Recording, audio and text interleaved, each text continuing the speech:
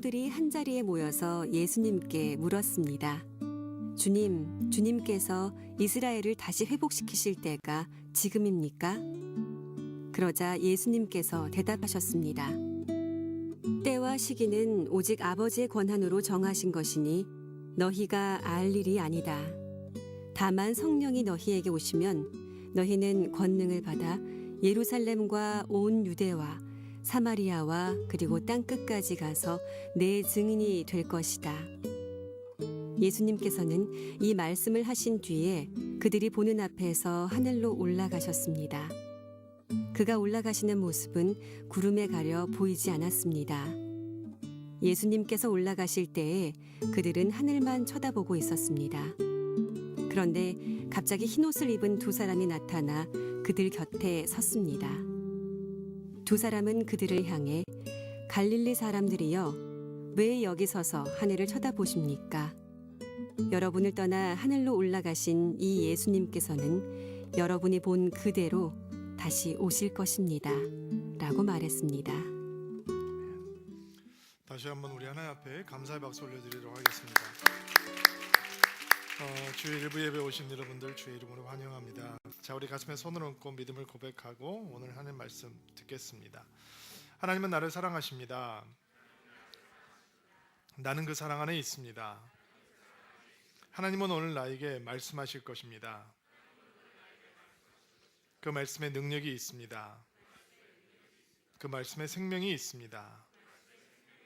나의 마음을 하나님께 열겠습니다. 나의 생각을 예수님께 집중하겠습니다. 들은 만큼 변합니다. 들은 만큼 행복해집니다. 오늘 드림원금 있는 주일이라서 설교 후에 가난한 자들, 어려운 이웃들을 위한 드림원금 드리는 시간도 갖도록 하겠습니다. 자, 지난주에 요한은 물로 세례를 주었지만 몇 날이 안 되어서 너희들은 성령으로 세례를 받게 될 것이다 라고 하는 예수님의 말씀을 들었습니다. 얼마나 가슴이 설레는 말씀입니까? 그렇죠?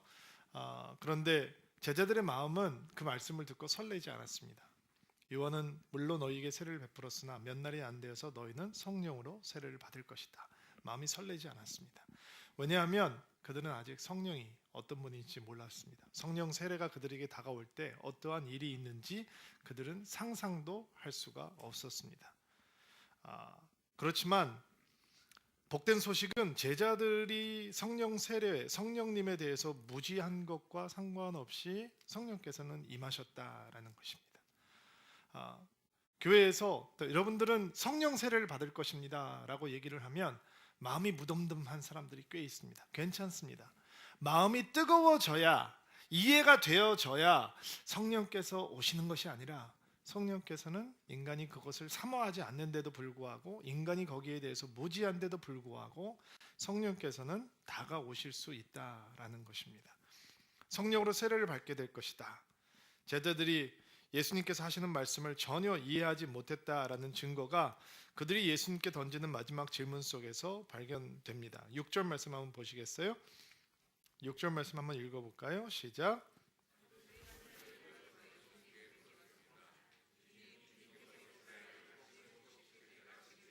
자, 주님께서 이스라엘을 다시 회복시킬 때가 바로 지금입니까? 이때입니까? 다시 한번 상황을 생각해 봅시다. 제자들은 지금 엄청난 경험을 하고 있습니다. 십자가에서 처참하게 죽으신 예수님을 생각하는 것도 충격이었을 거예요. 몹시 충격스러운 사건입니다. 그러나 죽었다 살아난 예수님을 만나는 것은 더 충격적인 사건입니다. 만약에 예수님을 제자들이 한 번만 보았다면 그 충격에서 벗어날 수 있었을 것입니다. 흔히 자유주의 신학자들이 얘기하듯이 예수님을 너무 그리워하고 보고 싶었기 때문에 너무 그리움이 큰 나머지 한 번 허상을 본 것이다. 단체로 hallucination, 환상을 본 것이다 라고 생각을 할 수도 있을 것입니다. 근데 예수님께서 죽으신 다음에 부활하셔서 40일 동안 제자들에게 계속 나타나셨습니다. 쑥 나타나기도 하시고 쑥 없어지기도 하시고, 그것은 굉장한 충격으로 제자들에게 다가왔습니다. 그리고 제자들에게 변화가 일어나기 시작합니다. 예수님의 죽음뿐만 아니라 부활도 믿게 되는 것이죠. 대단한 변화입니다. 대단한 사건이 된 것입니다. 그러나 그럼에도 불구하고 6절에 나와 있는 제자들의 질문은 몹시 실망스럽습니다. 그들은 이스라엘을 회복하시는 때가 언제입니까? 라는 질문을 던지죠.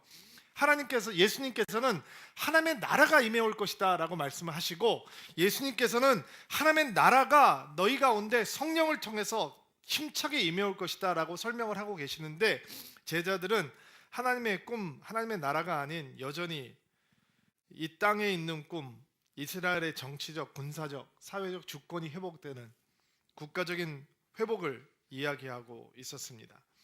부활하신 예수님을 40일 동안 만나면서도, 그분의 가르침을 받으면서도 자신들이 생각하고 있던 메시아의 나라, 예수님께서 부활하시고 예수님께서 약속하신 그 성령이 임해오면 임하게 될 것이라고 생각했던 그 인간의 나라를 벗어날 수가 없었던 것입니다. 부활을 목격하고 부활을 체험하고 부활의 메시지를 듣고 하나님의 나라에 대해서 들으면서 그들의 한계를 벗어날 수 없었던 이유는, 그들이 여전히 이 땅의 꿈과 이 땅의 나라를 생각할 수밖에 없었던 이유는 뭐냐면, 아직 그들이 성령을 못 받아서 그렇습니다. 성령을 받지 못하면 인간 수준의 생각에 머물러 있게 됩니다. 아무리 하나님의 꿈을 얘기해도 결국 이 땅의 나라를 얘기하는 것이 성령을 받은 사람과 성령을 받지 않은 사람의 차이입니다. 부활하신 예수님의 능력으로, 그리고 앞으로 강력하게 임재하실 성령님의 능력으로 겨우 이스라엘의 왕국이 회복될 것이다 라고 믿는 것은 어리석을 뿐만 아니라 세속적이기도 합니다. 부활을 목격하고 부활하신 예수님의 설교를 듣고 있었던 제자들이지만, 그들의 관심은 인간적인 꿈을 이루어줄 메시아, 거기에 수준에 머물러 있었고, 그들의 그러한 수준은 하나님의 나라의 본질까지 변화시키고 있었습니다. 그래서 예수님에게, 예수님 지금이죠? 예수님 지금 이스라엘이 회복되는 거죠? 우리가 그렇게 원했던 그 메시아의 나라, 하나님께서 오시면 도래할 것이라고 하는 그 하나님의 나라가 지금 이스라엘의 군사적 주권적 그 회복이 있으면서 이루어지는 거죠. 그동안 아시리아, 바벨론, 페르시아, 그리스, 로마에게 통치받았던 우리의 팔자가 바뀌게 되는 거죠. 내가 이제 잘 되는 거죠? 라고 하는 질문이 지금 예수님의 제자들의 입술을 통해서 예수님에게 전해지고 있는 것입니다. 빨리 말씀해 주세요. 지금인 거죠? 무슨 징조가 있을 거예요, 예수님? 라고 물어보는 거예요. 지금 다 이루어졌잖아요. 주님께서 오셨고, 장님이 일어나고, 장님이 눈을 뜨고, 앉은 뱅에 일어나고, 죽은 자 가운데 예수님께서 부활하셨고, 40일 동안 예수님께서 쑥 나타나다 쑥 없어지기도 하시고, 누가 보아든지 하나님이라는 것을, 하나님께서 하신 일이라는 것을 확신할 수 있는데, 자, 그렇다면 지금인 거죠? 빨리 하나님께서 뒤에 엎으실 거죠? 라고 질문을 던지고 있는 것이죠. 근데 예수님께서 거기에 대한 답을 하는데 정말 무한할 정도로 단순하고 명쾌하세요. 7절 말씀 보시겠습니다. 시작.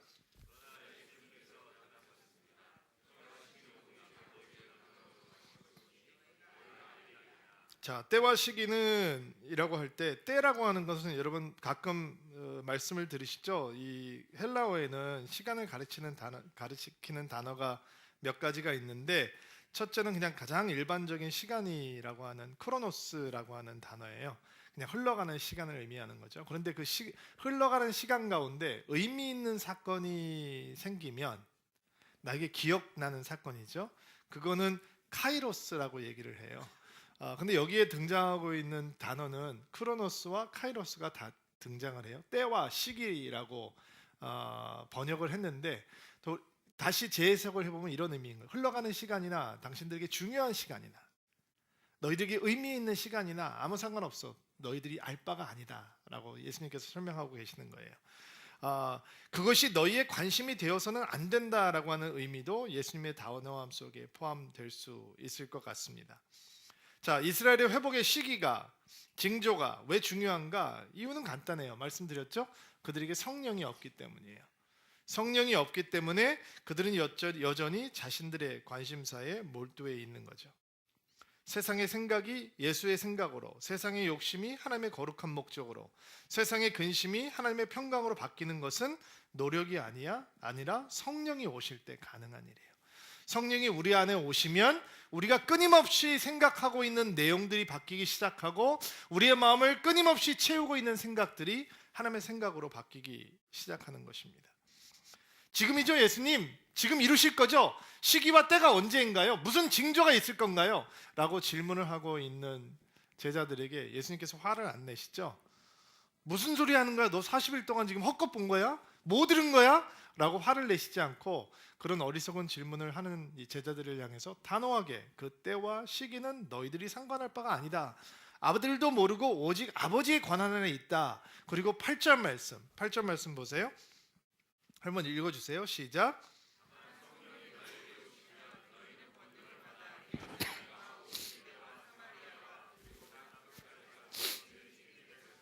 자, 다만이라고 시작이 됐는데 다만이라고 하는 단어는 옛날 개정판을 보면 오직이라고 번역이 되어 있는 단어예요. 조금 더 정확한 번역은 그러나예요. 때와 시기는 언제입니까? 언제 될 것입니까? 빨리 될 거죠? 지금인 거죠? 라고 하는 제자들의 질문에 예수님께서는 화를 내지 않으시고 그러나 전혀 다른 주제를 소개하고 계시는 거죠. 그 전혀 다른 주제는 뭐예요? 인간들이 소망하는 하나님의 나라가 이 땅에 언제 올 것이 아니고 성령에 대한 얘기로 다시 돌아가시는 거예요. 왜? 성령이 오지 않으면 결국 자기들 생각 속에 머물러 있는 거예요. 그렇잖아요. 교회 안에서도 사람들이 모여서 대화를 해요. 근데 같이 예수 믿는 사람들이 모여 있는 것 같은데 어떤 사람들의 대화 속에서는 예수님께서 등장하시고 어떤 사람들의 대화 속에서는 예수님이 절대로 등장하지 않으세요. 모여 있지만 세상 관심사를 나누는 얘기가 많아요. 어디 투자하면 좋대, 어디 땅값이 오르고 있대, 어디 학원 가면 애들이 대박친대. 그 수준에 머물러 있는 이유는 성령께서 우리 가운데 운행하시지 못하기 때문이죠. 그러니까 제자들에게 자신들의 생각과 바램과 소망으로 가득 차 있고 자신의 꿈을 하나님의 꿈으로 착각하고 있는 제자들에게 메시아의 나라를 얘기하고 있지만 결국 그것이 자기의 수준을 머물러 있는 제자들에게 그러나 성령이 오시면 바뀔 것이다 라고 예수님께서 말씀하고 계시는 거예요. 어리석은 질문을 하는 사람들에게 다시 성령으로 그 포커스를 돌려주는 거죠. 그러나 성령이 너희에게 오시면, 너희에게 임하시면 너희는 어떻게 된다고요? 권능을 받는다는 거예요. 성령이 제자들에게 오시면 제자들이 권능을 받게 될 것이다. 파워를 받게 될 것이다. 이 여기서 등장하고 있는 권능, 파워, 능력이라고 하는 단어는 다이너마이트라고 하는 단어와 똑같은 어원을 가지고 있는 단어예요. 그러니까 예수님께서 성령이 오신다. 그리고 너희가 다이너마이트처럼 터질 거야. 폭발력을 가지게 될 거야. 역동성을 가지게 될 거야. 하늘의 능력으로 덧입혀질 거야. 그리고 여러분은 사도행전을 공부하시면서 사도행전을 읽으시면서 설교를 들으시면서 여러분과 저처럼 보통 성정을 가지고 있던 사람들이 똑같이 소심하고 똑같이 연약하고 똑같이 헌신되어 있지 못했던 사람들이 그 성령의 다이너마이트, 성령의 능력이 임해올 때 어떻게 변하게 되는지를 목격하게 되실 거예요. 그리고 도전받게 되실 거예요. 그리고 이러한 기대감으로 차오르실 거예요. 그 성령이 임해오면 내가 그렇게 변할 수 있는 거야? 이 사람들이 그렇게 살 수 있었다면 나에게도 성령께서 온전히 역사하시면 나에게도 그 권능이 임하는 거야? 라고 스스로 질문을 던지시게 될 거예요. 답은 미리 말씀드릴게요. 그럼요. 성령이 임하시면 지금 예수님께서 말씀하고 있는 권능이라고 하는 것이 우리 안에 차오르기 시작하죠. 성령이 또 오시면 제자들은 증인이 될 것이다 라고 예수님께서 말씀하셨죠. 증인은 증언하는 대상이 있어야 돼요. 누구의 증인이 된다는 거예요? 예수 그리스도죠. 무엇의 증인이 된다는 거예요? 예수 사건, 예수의 죽음과 부활과 그리고 제자들이 곧 목격하게 될 예수님께서 영화롭게 되셔서 승천하고 있는 바로 그 모습, 거기에 대한 증인이 될 것이다 라고 예수님께서 말씀하셨던 거예요. 그들이 보고 듣고 체험하고 확신한 바를 증거하는 것. 보지 않고 듣지 않고 체험하지 않고 확신하지 않으면 증인이 될 수가 없어요. 예수 그리스도의 제자들은 성령이 오신 다음에 예수님을 증거하는 증인이 될 거예요. 증인이라고 하는 말은 순교자라고 하는 말과 비슷해요. 그래서 이 증인이라고 하는 말을 들었던 제자들은 그 말을 듣자마자 그것이 순교를 의미할 수 있다라는 것도 간파했을 거예요. 지금까지는 성령이 오시기 전까지는 제자들에게 예수님은 목숨을 바쳐서까지 증언할 필요가 없는 대상인 거죠. 예수님은 자기네들을 도와줄 수 있고 병자를 고칠 수 있고, 배가 고프면 오병이어로 기적을 베풀어서 빵을 먹게 해줄 수 있고, 그러나 목숨까지 바쳐가면서 위험까지 감수해가면서 증언할 필요 있는 대상은 아닌 거예요. 그러나 성령이 오시면, 성령께서 제자들에게 임하면 예수 그리스도는 위험을 감수하는, 목숨을 잃어버릴 수도 있는 상황까지 감수하면서 증거해야 하는 대상이 되시는 거죠. 그것을 위해서 예수님께서는 능력을 주시겠다라고 약속하고 계시는 거예요. 믿는 자에게는 이런 표적이 따르니 그들이 내 이름으로 귀신을 쫓아내고 새 방언을 말하고, 무슨 뱀을 집어 올리며 무슨 독을 마실지라도 해를 받지 아니하고, 병든 사람에게 손을 얹은즉 나으리라. 아멘. 이 능력이 성령을 받는 제자들에게 임해오는 거죠. 그리고 사람들이 그것을 자랑해요. 아니에요. 그 능력의 의미가 있는 것이 아니라 성경이 말씀하시는 것처럼 제자들은 곳곳에 다니면서 복음을 증거하였습니다. 능력과 증인으로 살아가는 삶은 아주 긴밀하게 연결이 되어 있는 거예요. 어디서 증인이 되는 것입니까? 예수님의 표현이 굉장히 흥미로워요. 예루살렘과 온 유대와 사마리아와 땅끝까지 이르러라고 말씀을 하셨어요. 어떤 분들은 예수님의 말씀이 순서라고 이해하는 거죠. 예루살렘을 복음화하면 그 다음에 유대를 복음화하면 그 다음에 사마리아를 복음화하면 그때는 땅끝으로 가면 되는 것이다 라고 생각을 해요. 잘못된 해석이에요. 이렇게 생각을 하는 사람들은, 아니 한국에도 믿지 않는 사람들이 이렇게 많은데 80% 이상이 예수 안 믿는 사람인데 뭐 그렇게 돈 써가면서 해외 다니면서 돈 낭비하며 다니냐라고 얘기를 하죠. 만약에 120년 전에 조선의 선교사가 필요할 때 그들을 선교사를 보내주어야 했던 교회들, 성도들, 목회자들이 그런 생각을 했다면 아마 이 나라는 여전히 미전도 종족이었을 거예요. 우리나라가 그때 미전도 종족이었거든요. 선교사를 잡아 죽이는, 핍박할 뿐만 아니라 순교시키는 나라였거든요. 복음은 성령을 받은 사람을 통해서 예루살렘을 벗어나서 땅끝까지 힘차게 전파되는 것이죠. 대한민국 서울이 복음화되고 나서 땅끝으로 가는 것이 아니라, 예수님의 말씀은 예루살렘이 다 복음화되지 않았는데도 땅끝이라고 말씀하고 계시잖아요. 예수님의 꿈은 처음부터 열방인 거죠. 예수님의 꿈은 처음부터 교회가 열방으로 가는 거예요. 그런데 성령을 받지 않으면 열방이 안 보이는 거죠. 교회가, 성도들이 성령을 받지 않으면 땅끝을 못 보는 거예요. 땅끝의 의미를 파악하지 못하는 거예요.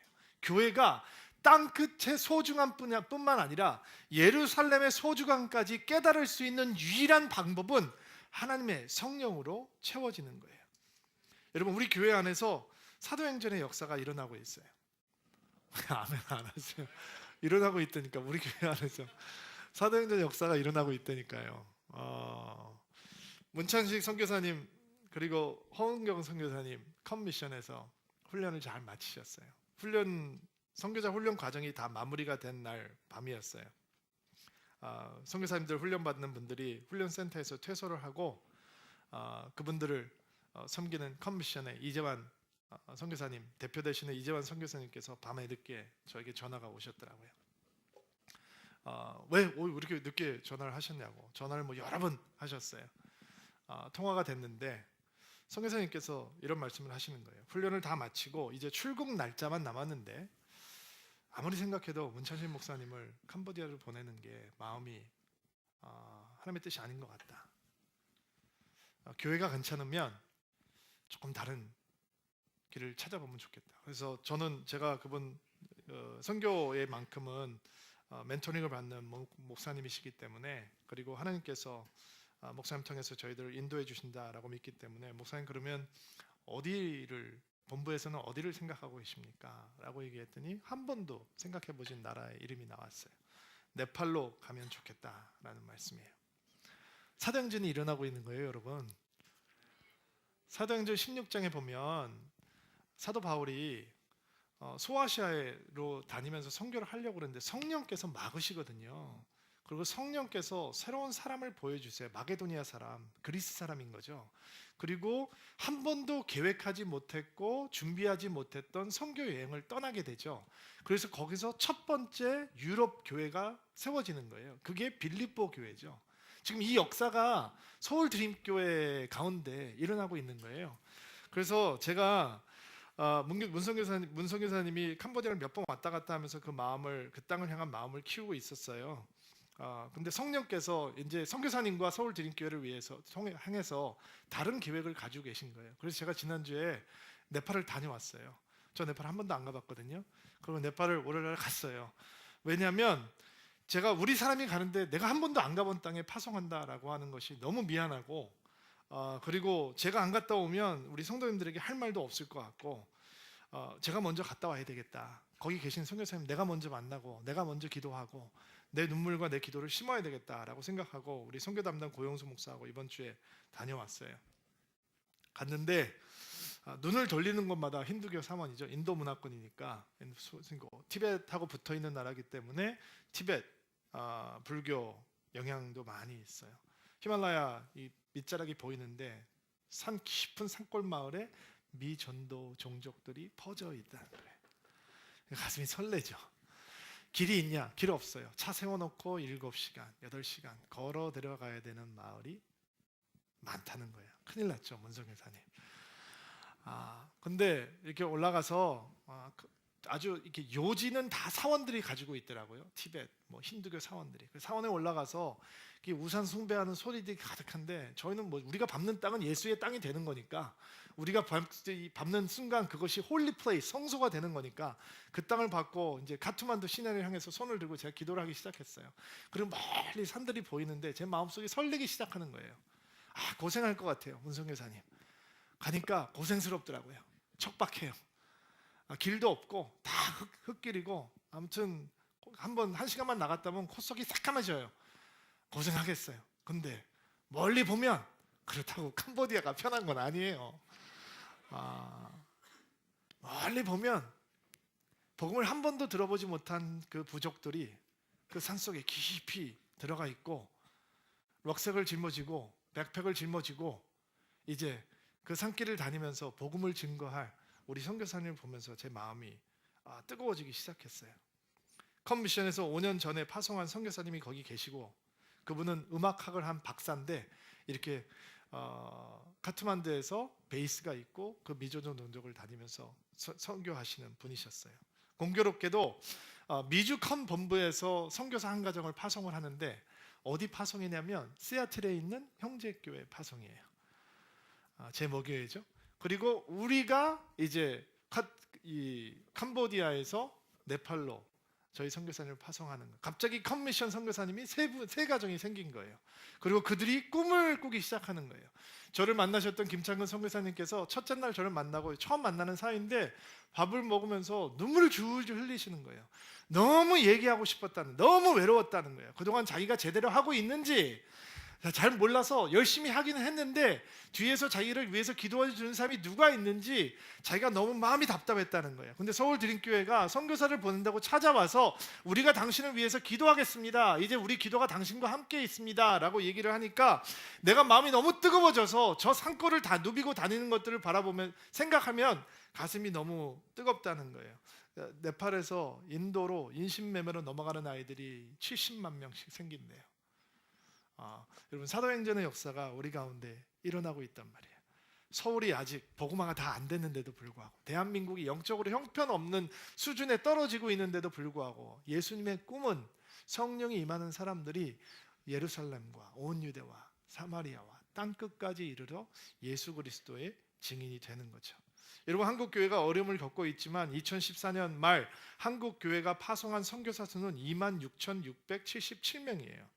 미국이 46,381명을 파송했어요. 약 2배가 되는 것이죠. 근데 한때 세계 선교를 주도했던 영국이라는 나라가 파송한 선교사의 숫자가 5,666명이에요. 한국 대단하죠. 여러분, 제가 기억이 나요. 생생하게 기억이 나는 게 저희 목회 선배들이 오래전에 한국이 선교사를 파송하는 나라가 되고 싶은데 경제 여건이 안 돼서 달러가 나라에 없기 때문에 선교사를 파송할 수 없던 때가 있었다라고 얘기했던 게 기억이 나요. 여러분, 우리는 선교사님들을 파송한다라고 할 때, 땅끝까지 가야 된다라고 할 때 이런 생각 가끔 하잖아요. 우리도 가끔 이렇게 당황스러운 선교사님들 만나잖아요. 인상을 눈살을 찌푸리게 하는 선교사님 만나거든요. 그러나 그런 것들 때문에 이 땅끝까지 가야 된다라고 하는 주 예수 그리스도의 말씀을 무덤덤하게 받아들이면 안 되는 거예요. 여러분, 한국에 정말 훌륭한 선교사님들이 많으셨어요. 근데 모두가 다 그랬던 건 아니에요. 어떤 선교 역사를 보면 어떨 때 막 화가 발끈 날 때가 있어요. 옛날 선교사님들이 한국에 오셔가지고 아이들이 먹을 게 없으니까 선교사님 집에 들어와서 이렇게 그 과일을 따먹든지 이렇게 하면 붙잡아다가 얼굴에다가 도적 이렇게 써놓고 막 벌을 세우기도 하고, 말이 안 되죠. 너무 수치스러운 얘기죠. 그리고 한국에 이 선교를 나왔다라고 하면서 한국 사람들을 이렇게 머슴처럼 가마를 끌게 하고 가마를 짊어지게 하고 거기에 거들먹거리고 앉아서 다니기도 하고 이랬던 사람들도 있단 말이에요. 인종차별하고 무례하게 대하고. 그러나 그런 선교사님들이 몇 분 계셨다고 해도 이 목숨을 걸고 예수 그리스도의 증인이 되겠다라고 이 땅을 찾았던 그 선교사님들의 아름다운 사역을 무효화할 수는 없는 거잖아요.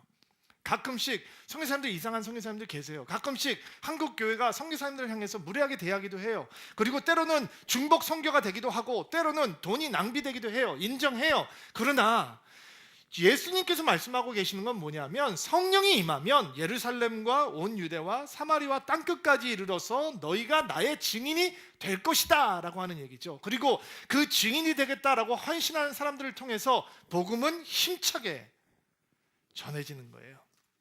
양화진에 가면 25살 나이에 조선에 들어온 지 8개월 만에 순교한 루비 캔드릭 선교사님 묘가 있어요.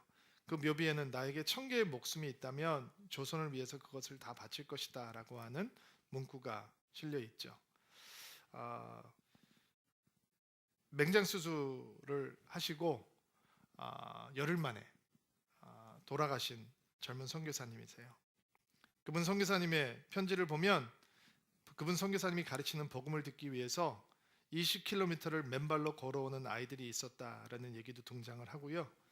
탄압이 심해지고 있는데 선교 본부에서는 모두가 철수하라라고 하는 지시가 있었는데 대부분의 선교사님들은 그들이 전도한 조선인들과 숨어서 예배를 드리고 있습니다. 그들이 아마 다 순교할 작정인가 봅니다라고 하는 고백도 등장을 합니다. 그리고 그 선교사님은 24살의 젊은 나이에 부모님에게 쓴 편지에서 저는 이곳에 작은 씨앗이 되기로 했습니다. 제가 씨앗이 되어서 이 땅에 묻히게 될 때 아마 하나님의 시간이 되면 조선 땅에는 많은 꽃들이 피고 그들도 여러 나라에서 씨앗이 될 것입니다. 100년 전에 살았던 한 젊은 선교사님이 예언을 한 거죠. 언젠가는 조선이 그렇게 될 것이다. 그리고 이제 26,000명의 선교사님들이 땅끝에 나가 계시는 것입니다. 선교사님 고백합니다. 내가 조선을 가지고 향해서 열정을 가지고 있는 것이 아니라 하나님께서 조선을 향해서 가지신 열정이다라는 것을 알게 되었다. 여러분, 이런 보석 같은 선교사님들의 눈물과 헌신과 기도와 열정, 사랑과 죽음 위에 한국 교회는 서 있는 것입니다. 성령 받은 사람이 그 일을 하는 것입니다. 저희가 1월달에 파송했던 한유진 선교사님, 미얀마에 가 계시죠? 성경을 가르치기 위해서 28시간 버스를 타고 가셨대요. 그리고 아이들이 이 루비 캔드릭 선교사님에게 성경을 배우기 위해서 20km를 걸어서 맨발로 왔던 한국 아이들이 있었듯이 28시간을 차를 타고 간 선교사님의 말씀을 배우기 위해서 며칠을 버스를 타고 오는 사람들이 있었다는 거예요. 돌아올 때는 좀 빨리 왔대요. 24시간 걸렸다는 말을 들은 것 같아요. 양곤에서 돌아와서 커피 한 잔을 마시면서 어머님한테 이렇게 메시지를 보냈대요. 엄마, 이 양곤이 너무 럭셔리한 곳이야. 내가 이렇게 커피를 마시면서 엄마한테 메시지를 할 수 있다니. 이집트 알렉산드리아에 21살 먹은 드림인 청년이 학생 선교사로 나가 있습니다. 파송이 되고 며칠 동안 연락이 안 됐습니다. 부모님한테 물어보면 아직 연락이 없습니다라고 얘기하면 목사인 제가 마음을 졸였습니다. 여러분, 사도행전은 우리 가운데서 일어나고 있습니다. 그러나 땅끝 때문에 너무 흥분을 해서 예루살렘을 놓치게 되면 우리는 무책임한 교회가 되고 맙니다. 여러분, 예수님께서는 우리의 사역지를 주십니다. 예루살렘과 온 유대와 사마리아와 땅끝까지. 우리 사랑하는 가족, 우리 사랑하는 직장 동료, 우리와 함께 학교를 다니고 있는 사람들, 우리의 친구들, 그들에게 예수 그리스도를 소개하지 못하고 땅끝만 바라보고 있는 사람들은 무책임해질 수 있는 것입니다. 사도행전을 나누면서 저는 사도행전 이 1장 8절의 말씀을 저와 여러분이 마음속에 붙들게 되기를 주의 이름으로 축복합니다. 서울드림교회는 계속 교회 건물이 없어도 능력 있게 선교하는 교회가 되기를 원합니다. 건물 욕심은 내지 않고 저희는 사람들을 복음을 증거하기 위해서 선교사를 파송하고 돕는 교회가 되기를, 욕심내는 교회가 되기를 바랍니다. 선교사는 이래야 되고 저래야 되고 말하는 대신 선교사들과 선교지를 위해서 눈물을 흘리고 기도하는 교회가 되기를 소망합니다. 다른 곳에서는 절약하고 허리띠를 졸라 매더라도 복음을 땅끝까지 전하기 위해서는 저 교회 저래도 되는 거야 라고 할 만큼 제너러스하게 물불을 가리지 않는 헌신하는 교회가 되기를 소망합니다. 목사와 몇 명의 성도들만 헌신되어 있는 것이 아니라 모든 성도들이 땅끝을 품고 기도할 수 있는 열정 있는 주의 교회가 되기를 소망합니다. 여러분, 선교를 이해하는 가장 파워풀한 베이스는 뭔지 아세요? 그게 9절부터 11절 말씀에 나와 있어요. 한번 읽어볼까요? 시작. 예수님께서는 이 말씀을 하신 뒤에 그들이 보는 앞에서 하늘로 올라가셨습니다. 그가 올라가시는 모습은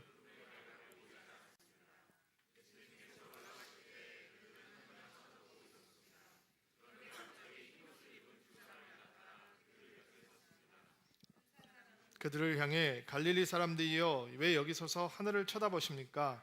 여러분을 떠나 하늘로 올라가신 이 예수님께서는, 자, 예수님께서 승천하고 있는 장면이죠. 예수님께서 승천하고 있는 장면이에요. 예수님께서 이렇게 공중으로 떠오르셔 사라지셨어요. 이제 생각이 좀 유치한 분들은 그러면 예수님께서 대기권을 어떻게 통과하셨을까? 이렇게 생각하는데 진짜 그건 유치한 거예요, 여러분. 그냥 구름에 가려서 보이지 않을 때까지 예수님께서 올라가셨다는. 그 다음에 어떻게 된지는 나중에 예수님 만나보면 하세요. 슈퍼맨처럼 날아갔는지, 예수님의 손으로 하나님께서 어떻게 하셨는지 그거는 그때 알아보시고. 자, 제자들이 하늘을 쳐다보고 있었어요. 그러니까 천사가 뭐라고 얘기를 하냐면 왜 하늘을 쳐다보고 있습니까? 라고 물어보죠. 여러분, 재림은 하늘을 쳐다보고 준비하는 게 아니에요. 하늘만 바라보고 있는 게 재림을 기다리는 모습이 아닌 거예요. 여러분, 선교의 가장 파워풀한 베이스는 뭔지 아세요? 마태복음 24장 14절에 모든 민족이 이 복음을 들어야 하리니 이것이 모든 민족에게 전해지면 그때야 끝이 올 것이다. 그렇죠? 하늘만 쳐다보고 있는 성도들은 재림을 준비하지 못해요. 재림은 누가 준비하는 건지 아세요? 열방으로 흩어지는 사람들이 준비하는 거예요. 모든 민족이 복음을 들으면 그때서야 주께서 재림하실 길이 준비가 되는 거예요.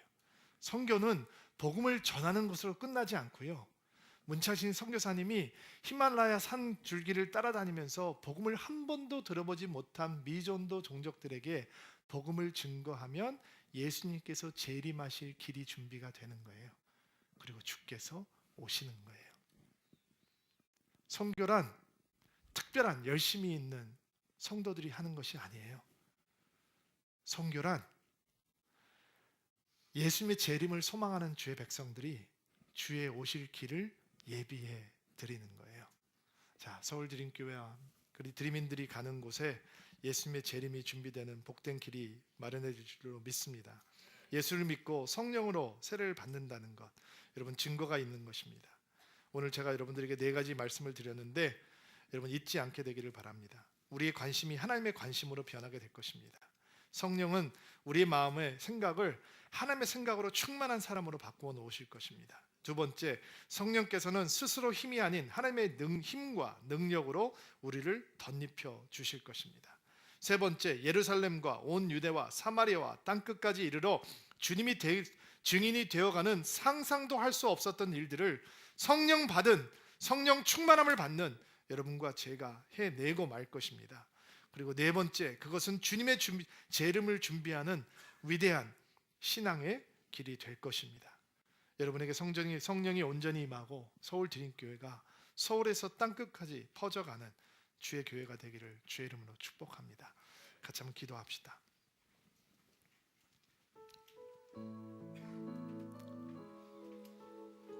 하나님, 성령이 우리에게 온전히 임하시면 우리가 권능을 받고 서울과 땅끝까지 이르러 주 예수 그리스도의 증인이 될 줄로 믿습니다. 우리는 연약하지만 그 일이 우리 가운데 온전히 이루어지기를 소망합니다. 주여, 그것을 행하시는 하나님을 바라볼 수 있도록 도와주시옵소서. 우리 인생의 현장에서 예수를 증거하며 땅끝까지 가기를 주저하지 않는 성령 충만한 교회가 될 수 있도록 도와주옵소서. 예수님의 이름으로 기도합니다.